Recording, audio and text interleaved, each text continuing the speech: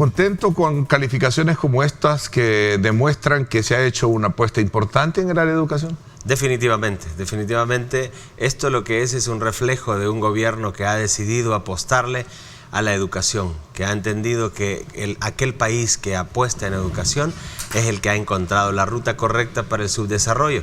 Y eso es lo que el presidente Bukele ha hecho en medio de una pandemia, y esto hay que recalcarlo, ¿no? En medio de una pandemia, el único país en Centroamérica, acabo de estar en el Consejo de Ministros de Centroamérica y el Caribe, SECSICA, y el único país que logró incrementar 2 puntos porcentuales con respecto al Producto Interno Bruto del presupuesto que se asigna a educación.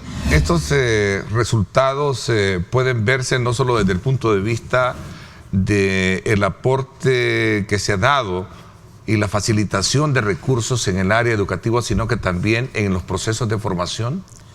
Definitivamente, definitivamente. Cuando hablamos de formación docente, creo que es un hito muy importante, ¿no? O sea, por primera vez en la historia, dentro de la misma pandemia, aún estando en el encierro, nosotros comenzamos a formar a nuestros docentes para prepararlos para el reto que se venía, que no era menor. Y es que en este proceso de formación estuvieron incluidos docentes del sector privado. Nunca en la historia de este país la formación de los docentes en el sector público había sido o había alcanzado a los docentes del sector privado, lo cual nos llena de mucha satisfacción, porque esto es un reflejo del reconocimiento que como educación en el sector público estamos haciendo. Estamos trabajando en la ampliación de la cobertura en educación inicial y en la profundización de la política Crecer Juntos, Ernesto. Esto es una política que nuestra primera dama, Gabriela de Bukele, está impulsando de una manera inédita en el país también. No solamente en el país, sino muchos países en Latinoamérica habían dejado la educación inicial como una prioridad rezagada, ¿no? Este nuevo modelo pedagógico no ha dejado de causar ciertos temores. ¿Es normal esto encontrarlo? Bueno, en algunos sectores de sindicatos. Cada vez que usted quiere profundizar o quiere asentar un cambio, hay cierta resistencia, ¿no? El status quo siempre incomoda un poco el tema de quererlo perder. Pero nosotros estamos confiados que tenemos un magisterio que está anuente a que todos estos cambios, si son en beneficio de nuestros estudiantes, lo van a asumir como siempre lo ha hecho el gremio de docentes, con mucha gallardía, con mucho coraje, con mucha dedicación. Tenemos un plantel docente, Ernesto, increíble. Durante la pandemia lo pudimos ver. Docentes que ponían de sus propios recursos porque no podíamos llegar, para imprimir guías, para poder llegar y visitar a sus estudiantes. Tenemos algunos otros que quizás no son tan dedicados, ¿verdad? Que de esos no vamos a hablar, pero sí de estos que han dado durante la pandemia todo su mayor esfuerzo para que los aprendizajes no se detengan, para que los aprendizajes continúen, y eso lo hemos podido ver. ¿Cuánto hemos logrado concebir como país y en este gobierno esa visión a la cual debemos de apostarle? Entiendo que se ha hecho en este gobierno la mayor inversión en educación de los últimos 20 años. Entiendo que la inversión representa el 5.1% del PIB hoy en día. Efectivamente, eso le decía yo al inicio, ¿no? En medio de pandemia, un país con las dificultades como lo encontramos, con un sistema educativo que ya todos conocemos, ¿no? Con deficiencias, no solamente en el tema de la infraestructura, sino además con problemas de formación, con problemas de currícula ya no adecuada, con problemas del brazo legal que abraza a todo el ministerio, pero muy relegado. Entonces, la inversión que ha hecho este gobierno, que significa el 5.1 del Producto Interno Bruto, es muy importante. Creo que es una decisión muy acertada, los países que deciden invertir. Cuando yo me traslado también a las escuelas, a las comunidades, hay una aceptación muy grande por el trabajo que estamos haciendo. Y eso no es que nos llene de vanagloria, al contrario, nos da fuerzas para seguir trabajando.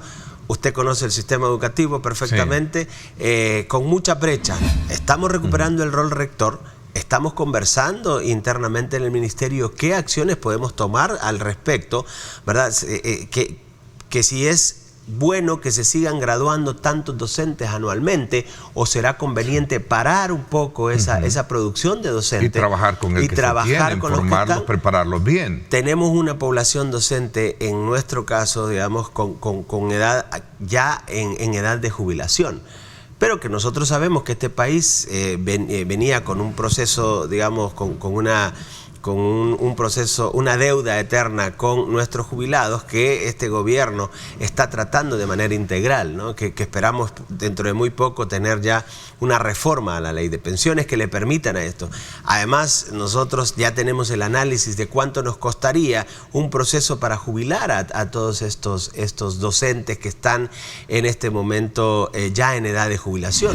Afable hoy en día en términos emocionales para el tema de la educación, que es esta ofensiva antidelincuencial que ha tenido el gobierno para poder recrear un ambiente favorable también en las escuelas, porque quieras o no, este era un factor que estaba seriamente afectando, ministro. Definitivamente, yo creo que no hay un salvadoreño que no vea el beneficio que este trabajo decidido del presidente Bukele, decidido y valiente, ¿no? Porque los ataques que ha recibido este gobierno por las iniciativas que el presidente Bukele ha tomado contra este flagelo que nos venía afectando y especialmente a la comunidad educativa, ¿no? Usted sabe que hemos tenido en nuestras aulas experiencias dolorosas de pandilleros que han entrado a imponer renta a los docentes, a algunos estudiantes también. Y ahora con la provisión de los equipos tecnológicos que le estamos dando a los estudiantes, pues ellos se mueven en unas comunidades mucho más favorables. Y esto, obviamente, el tema del control territorial, que es otro de los ejes estratégicos a los cuales el presidente Bukele le ha apostado, ha sido bien recibido por la comunidad educativa, ¿no? Los niños pueden moverse más, porque esas comunidades donde estaban las pandillas son las mismas comunidades donde andan nuestros estudiantes, nuestros niños caminando con sus padres de familia. Ahora se respira un aire diferente. El programa Enlaces con la Educación que estamos llevando precisamente no solamente es la entrega de estos equipos, es la formación del docente, es la creación de contenidos específicos para que sean utilizados en este equipo, es la provisión de internet, es la concientización de los padres de familia, porque hay un contenido también importante para los padres de familia, para la adecuación y el acompañamiento a sus hijos. En esta administración, Ernesto, impulsa una reforma curricular profunda, integral desde su fundamento, ¿no? Para darle sustento a un nuevo modelo pedagógico y además para orientar los aprendizajes hacia estas nuevas competencias vinculadas con las transformaciones sociales y científicas del siglo XX, ¿no? Los cambios que el estudiante necesita. Si nosotros hoy que estamos haciendo, además de la prueba Avanzo, estamos haciendo 2 pruebas, una a la entrada y una a la salida de cada uno de los grados, de todos los niveles, para que nosotros podamos ir teniendo una sensación, para que podamos tener un termómetro de cómo están nuestros aprendizajes, y esto se le devuelve al docente, se le devuelve a la escuela, con un análisis diciéndole: el grupo tal en matemáticas te salió con esta deficiencia, tendríamos que abordar esta temática. Toda nuestra currícula precisamente está basada en eso. Es importante que nosotros conozcamos lo que hemos tenido a través de estas pruebas o estas evaluaciones diagnósticas para darnos cuenta de los aprendizajes que hemos logrado, ¿verdad? Eso es lo primero. Yo no vengo aquí a decir que el Ministerio de Educación no ha hecho nada en todos estos años. Lo que digo es que hay unos aprendizajes que necesitan ser mejorados, y en base a esas pruebas diagnósticas y en base a ello planificar los cambios que se deben hacer para que los nuevos aprendizajes puedan ser asimilados por el estudiante.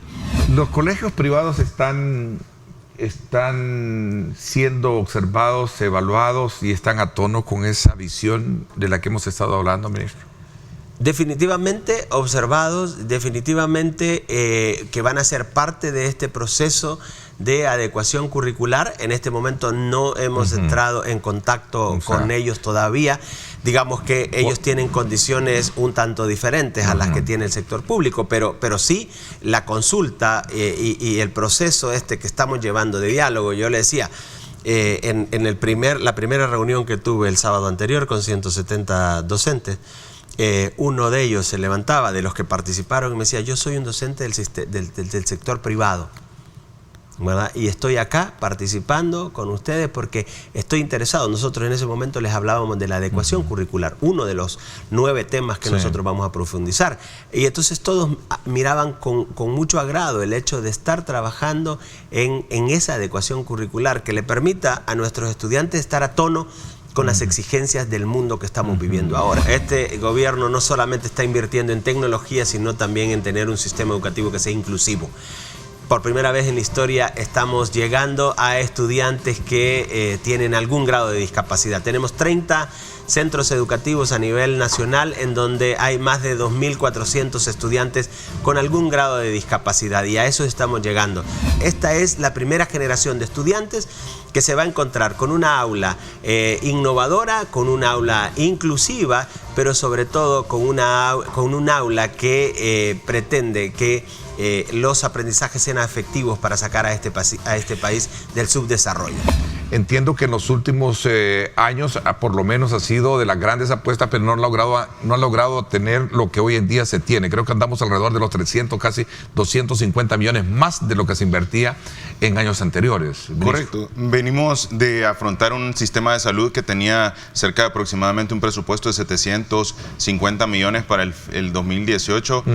Ojo, 2017, 2016 hubieron disminuciones al presupuesto, en los cuales llevaban a cerca de 600 millones de presupuesto. Al contrario de incrementarse, definitivamente disminuía, y es ya con la administración del presidente Bukele que se incrementa este presupuesto, que le da las herramientas necesarias. Actualmente el presupuesto de salud está rondando cerca de los 1.100 millones, 1.080 millones de dólares, lo cual definitivamente pues nos permite dimensionar que la cantidad de herramientas que se va a contar en el sistema de salud pues es mucho mayor, y esto nos permite definitivamente poderle brindar a la población salvadoreña mucha más salud. A ver, pareciera monótono lo que vamos a comentar, pero el tema de la pandemia es una realidad, el COVID, ¿no? Totalmente. Fue una realidad, y que de alguna manera golpeó fuertemente al mundo, ¿verdad?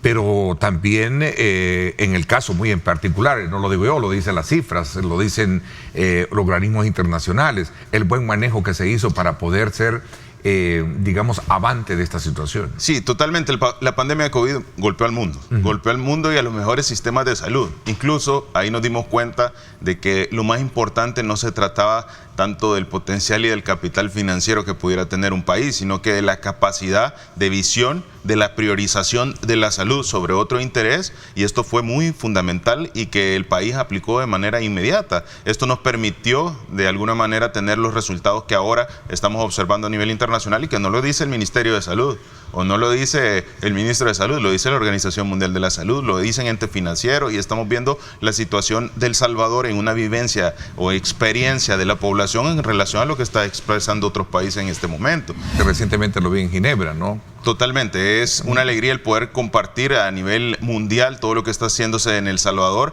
Realmente la Organización Mundial de la Salud estaba bastante impresionada de todas las actividades, de todos los esfuerzos y de todos los logros que el país ha alcanzado. Y como ustedes pueden darse cuenta también... Este es el foro en el que estuvo presente el doctor Tedros, sí, ¿verdad? Correcto, es el foro de la Organización Mundial de la Salud. Ahí dimos nuestro discurso. En ese discurso fue bien importante el mencionar que toda la comunidad internacional está al pendiente de lo que está sucediendo en El Salvador. Yo creo que eso es un dato clave. El doctor Tedros ha apoyado a El Salvador increíblemente. Incluso el país es considerado uno de los países que en estrategias prioritarios en la cabeza. Bueno, tuvimos un documental modelo a nivel internacional. Tuvimos un documental por parte de la Organización Mundial de la Salud. No todos los países han tenido una oportunidad de poder expresar su modelo de atención integral, y creo que muchas cosas en paralelo, que El Salvador está en investigación científica en la Organización Mundial de la Salud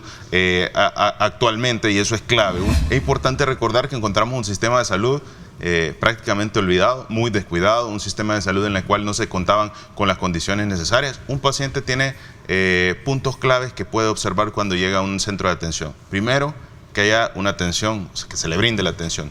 Segundo, que la atención sea atinada. Tercero, que le den el medicamento. Y cuarto, pues que le den su seguimiento o los exámenes correspondientes. Entonces encontramos un sistema de salud que prácticamente no tenía abastecimiento de medicamentos. Hay fuertes estrategias que se han consolidado. Primero que nada, el hecho de poder tener todos los hospitales de la Red Nacional y de Unidades de Salud con abastecimiento en niveles óptimos, 100% en ocasiones de abastecimiento, para poderle brindar a la población lo necesario. Sabemos que el nivel de abastecimiento tiene que ver con la transferencia de los almacenes, es dinámico, y definitivamente eso ha sido un punto fundamental, porque ahora, al tener ese 100% de abastecimiento, la población puede tener la tranquilidad que tiene la medicina necesaria. ¿El hospital va a quedar siempre vigente? Va a quedar siempre vigente. Y ¿Para emergencia o para atención? Viene siendo un hospital de cuarto nivel. Nosotros estamos acostumbrados a ver un hospital que sirve como de atención a emergencias, pero no tenemos la experiencia en El Salvador, y que en otros países ya existe, los centros de alta especialidad. Okay. Esos centros de alta especialidad son centros en los cuales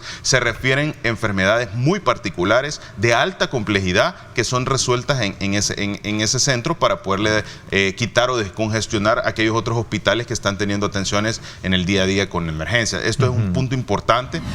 Nunca antes se había tenido un avance como el que hoy se está teniendo. Me podrá decir todos los trabajadores de salud y la población que está viendo en este momento los sistemas de salud, las unidades de salud, los hospitales, trabajar ya con equipo tecnológico, con tablets, el tema de poder tener un sistema operativo digital donde todos comparten ese mismo sistema y pueda hacernos más eficientes, que su unidad de salud, usted, el médico, cuando llegue usted a pasar consulta, ya tenga su historial, ¿verdad? Sepa lo que en el hospital le dejó el médico internista, cuál es el tratamiento de la presión, del azúcar, cuál es el tratamiento que le va a continuar su médico en la unidad de salud.